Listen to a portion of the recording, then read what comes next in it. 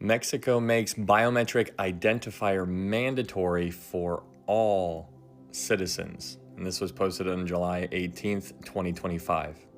Down here it says Mexico has officially introduced a digital identification system by signing a law that turned the previously optional biometric-based citizen code into a mandatory document for all citizens. It contains personal and biometric information, including photograph and QR code containing biometric, fingerprint, and iris data. Here it says, yes, Mexico has mandated a biometric digital ID system for all its citizens. The government has formally made the previously voluntary unique population registry code a mandatory digital ID, requiring all citizens to obtain a new version that includes biometric data such as fingerprints, iris scans, and photographs encoded in a QR code.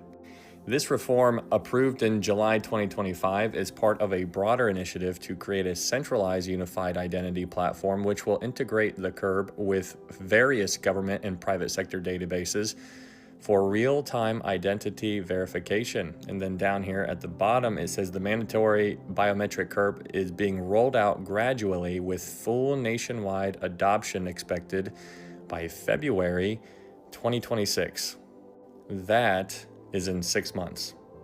And today is August 5th, 2025, and according to Amir Sarfati, it says the United States has given Israel the green light to initiate powerful military actions in Gaza and likely to annex and definitely occupy parts of the Gaza Strip.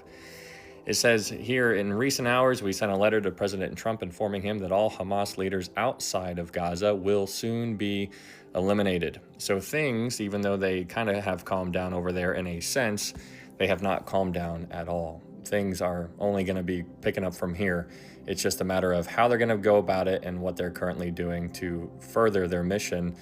And so remember, Israel is full of deception. What they say and what they do are two different things. And so they are keeping everybody on their toes. But one way or the other, with all this stuff happening, it is important to remember that God is in control. He is sitting on the throne, and he's always been sitting on the throne, and praise God for that, because whether my world is falling apart, it doesn't matter. My happiness is not the main thing here. The main thing is always the gospel, and that is how to know for sure you can get to heaven. The gospel is in 1 Corinthians 15, that Jesus died according to the scriptures, that he was buried, and he rose again on the third day according to the scriptures.